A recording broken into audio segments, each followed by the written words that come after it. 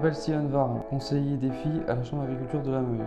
Aujourd'hui, je vous présente une ferme des filles, SCA du Boutonnier et SCA Pierre-Logue, à Nangrand. Cette ferme s'est orientée vers une réduction des produits phytosanitaires depuis 2011. Je vous laisse avec Monsieur Arnoux qui va vous présenter le contexte de l'exploitation et ses pratiques mises en place. Voyons comment Monsieur Arnoux réussit à gérer l'enherbement en gardant un IFT bas. À la fin des années 2010-2011, je pensais qu'on commençait à voir le bout de la chimie. Et mon objectif, c'était certes de réduire les pesticides, mais c'était surtout d'avoir des parcelles plus propres.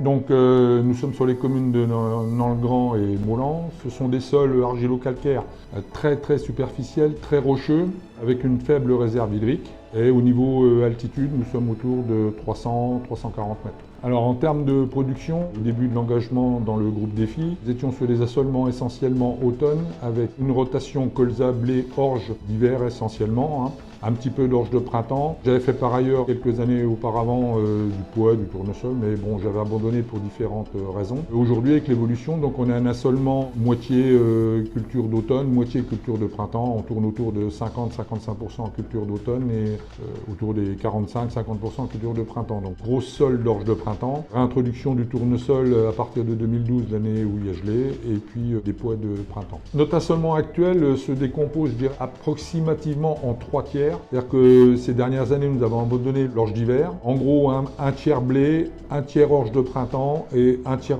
tête de rotation. Ils se partagent en 3 cultures, donc le colza qui a fortement diminué ces dernières années, le tournesol et les pois d'hiver et pois de printemps.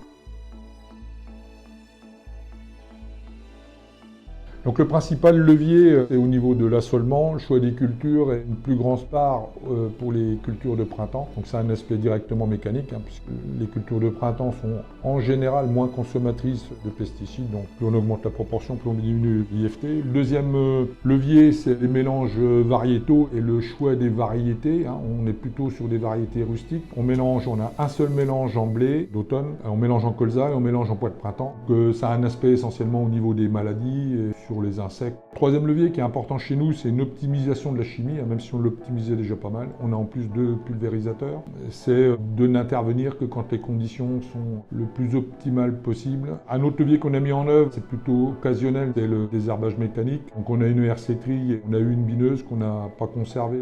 On est quand même sur des sols très caillouteux, donc c'est un peu compliqué. On fait un peu de désherbage d'opportunisme avec la hercétrie. Par contre, il n'y a pas eu de retour du labour. Chez nous, c'est un levier qui ne sera jamais remis en œuvre à cause du type de sol. Il y a du travail en interculture, très superficiel, on va très peu profond. Un autre levier aussi qu'on a mis en œuvre plus récemment, c'est le décollage de la date de semis à l'automne, notamment pour les blés. Donc là, un aspect direct pour l'aspect virose avec les pucerons et les cicadelles. Et puis par rapport au lever de vulpins, donc la gestion des vulpins, donc c'est un levier qui marche relativement bien, à condition qu'on ait un climat estival pas trop sec, parce qu'il y a des années où il n'y a rien qui l'est. Pendant l'interculture, c'est parfois un peu compliqué, tout explose à la dernière minute. Et puis un levier qu'on a mis en œuvre et qu'on utilise pareil depuis quelques années graduellement, c'est le semis direct à l'automne. On peut l'utiliser notamment pour des semis de blé, éventuellement des semis de colza. On ne l'a pas mis en œuvre en 2020 et en 2021, mais c'est vrai qu'il y a moins en remue de terre, moins il y a de levée d'adventices.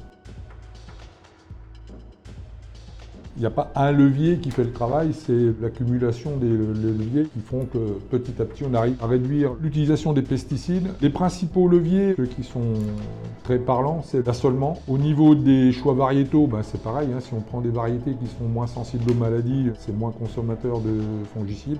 Les mélanges variétaux sont très efficaces. L'optimisation de la chimie, c'est pas neutre non plus, parce que si les conditions sont pas optimales, les efficacités sont pas au rendez-vous. Tout ce qui est utilisation de mécanismes, on s'est reposé la question. Le semis direct, c'est sûr qu'au niveau de la levée des adventices, c'est quand même relativement efficace. Par contre, il y a quand même des revers, et là, nous, ça nous a un peu posé problème par rapport à la gestion des limaces et des campagnols. Donc là, on avait un peu de mal à remettre de l'anti-limace, alors qu'on n'en mettait plus depuis des années. Et puis, le décollage de la date de semis, on compte beaucoup dessus depuis 2 ans. Au niveau des vulpins, on peut avoir quand même des levées de vulpins relativement importantes, même en décalant les dates de semis, si l'interculture a été sèche, comme on l'a eu l'année dernière, il y a 2 ans. Mais ce n'est pas l'assurance touriste parce qu'on peut quand même avoir des températures relativement élevées, même jusqu'au mois de décembre.